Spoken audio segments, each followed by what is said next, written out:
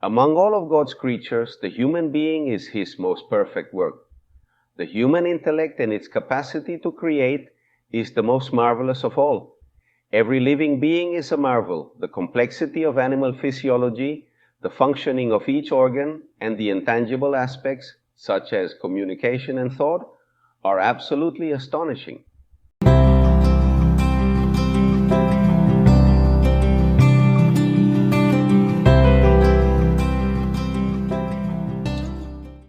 Let us first consider the gestation of a living being from the combination of two cells.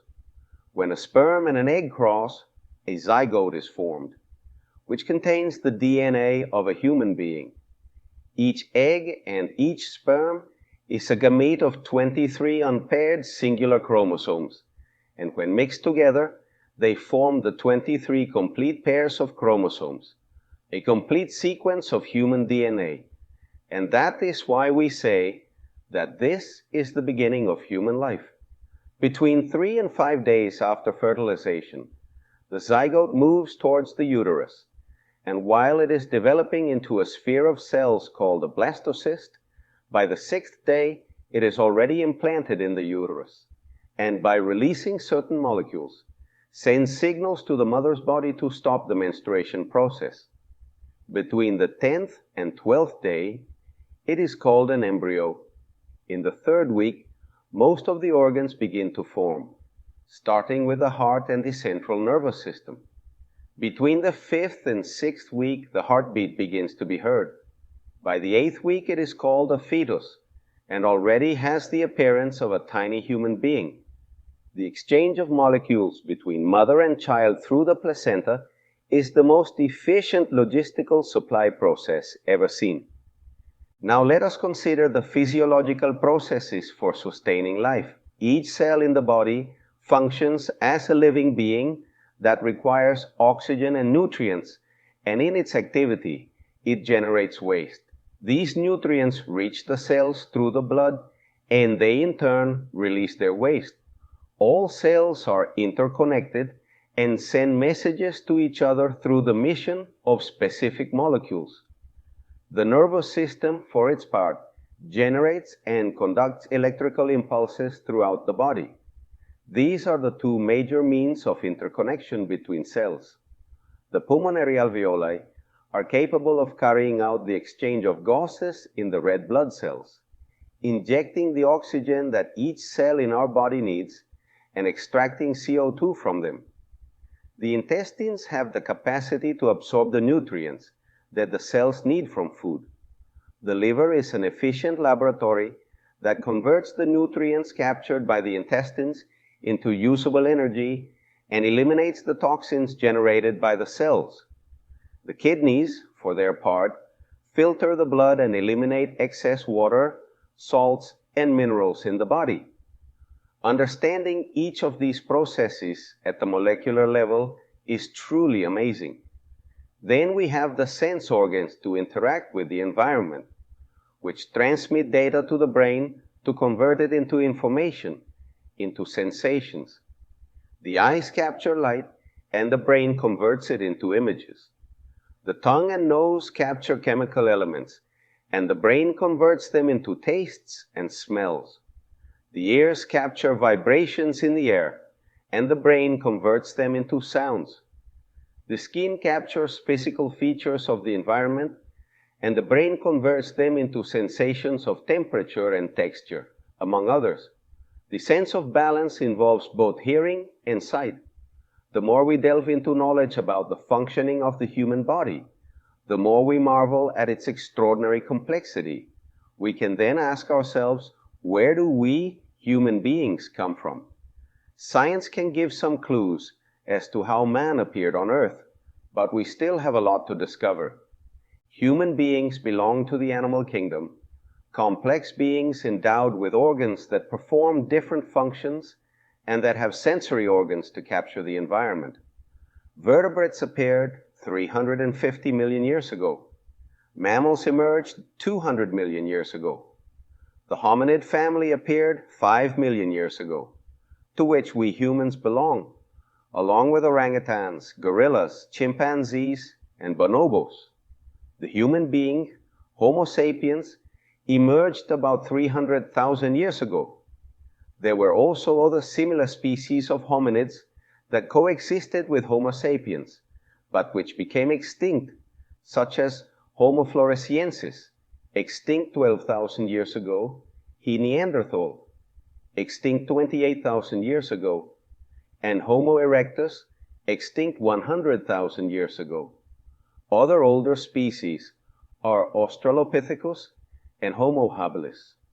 1.5 million years ago, hominids discovered fire, which allowed them to cook their food, thus facilitating the absorption of nutrients and enabling the development of the mind, and with it, the development of new skills. These species also shared the Stone Age period. During the Paleolithic, which began 2.5 million years ago, hominids were hunters and gatherers. In the Neolithic, 10,000 years ago, stone was not only carved, but also polished. They made instruments with stones, wood, leather, ropes, among others. Agriculture had developed. The breeding of domesticated flocks and buildings and sculptures were also built.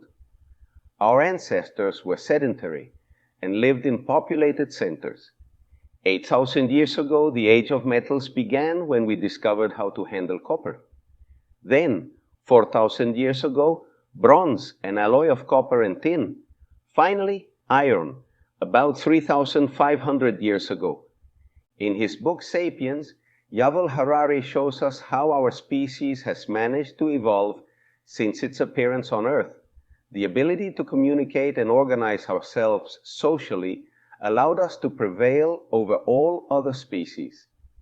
Brian Sykes, author of the book The Seven Daughters of Eve, based on studies of mitochondrial DNA, shows how all human beings descend from an African woman who existed 150,000 years ago, whose descendants spread throughout the planet, and due to environmental conditions, their appearance changed, such as skin color, hair, eyes, height, among others.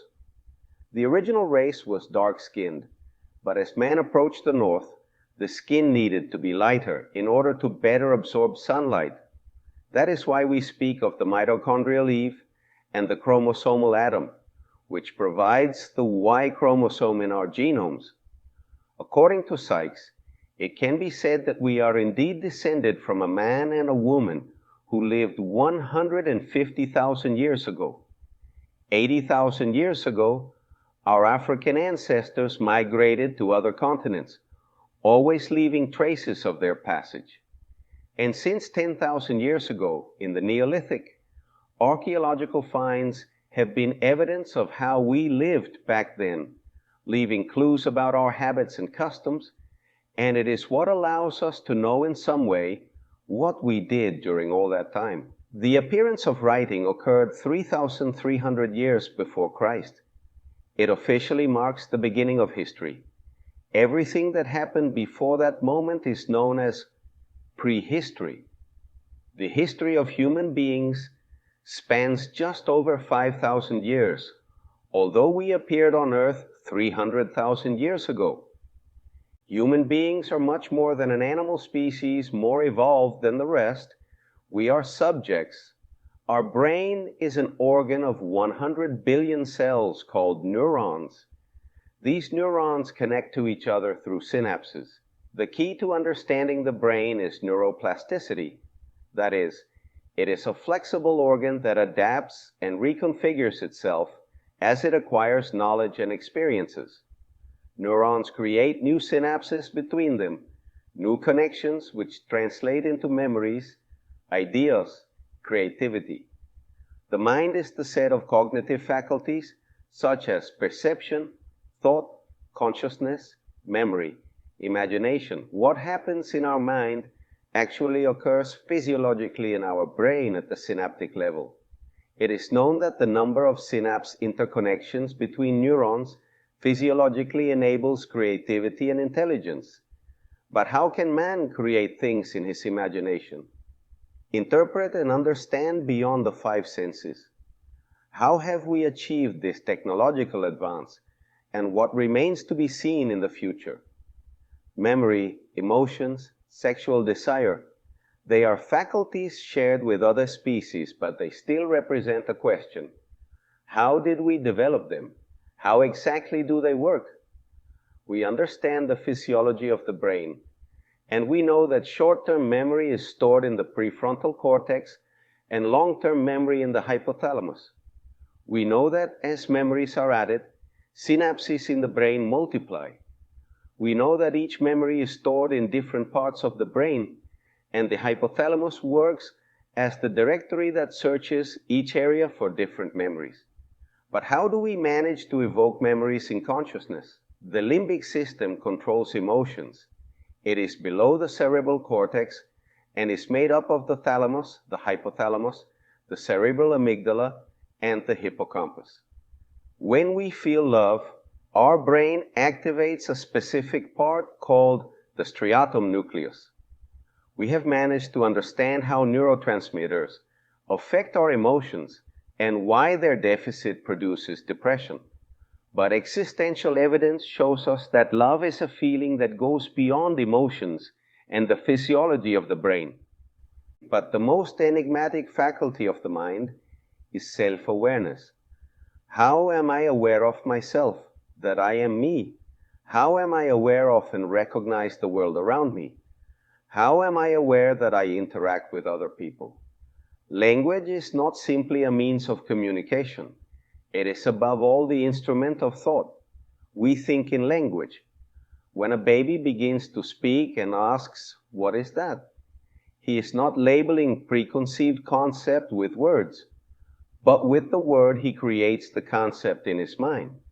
For example, when a child sees a dog for the first time, he does not have a preconceived concept of canines, but when it is pointed out to him that this is a dog, around that word he creates the concept of a certain living being with certain attributes, and that concept will be refined as he compares it with other species and learns new words with animals, with quadrupeds, with cats, with other dogs. According to my mother, when I was still very young, the first time I saw a tortoise, I called it a tiger because I thought they shared certain common traits. The concept was still being developed in my mind. We communicate with language, and without the ability to communicate, Homo sapiens would not have been able to organize itself in such a way that it could survive, as happened to other hominid species. We express feelings and establish relationships. We share knowledge and develop technology. Thanks to language, Homo sapiens organized itself into tribes, assigned roles within them, established norms. They realized that the survival of the species depended on a collective effort, which was only possible thanks to the ability to communicate among themselves. With writing, events, knowledge, techniques, and customs began to be documented. Memory and oral tradition were no longer sufficient to faithfully transmit these things between generations. And now, with writing, the legacy was captured and transmitted in a unique way from one generation to another. Since the appearance of human beings on Earth, the religious attitude has always been one of their characteristic features. Archaeologists have found evidence of religious practices from 70,000 years ago. Today, 8 out of 10 people have some religious behavior and believe in something superior in the afterlife, in the spiritual. Man is able to sense that something more exists and tries to communicate with that other dimension in different ways. This is the origin of human religious practices. The first religious manifestations of human beings revolve around the phenomenon of death. The dead are worshipped because they are considered alive in another dimension. Some people who have temporarily experienced the trance of death have made their experiences public, many of them with great coincidence about the experiences lived. Isn't all this enough evidence for the existence of a higher being, a creator and life giver whom we could call God? Random is the least likely hypothesis to explain why the Big Bang occurred, and the immensity of the cosmos arose from nothing. Why did life, human beings, and the origin of consciousness arise? When I see your heavens, the work of your fingers, the moon and stars that you set in place, what is man that you are mindful of him, and a son of man that you care for him? Yet you have made him little less than a god, crowned him with glory and honor. You have given him rule over the works of your hands, put all things at his feet.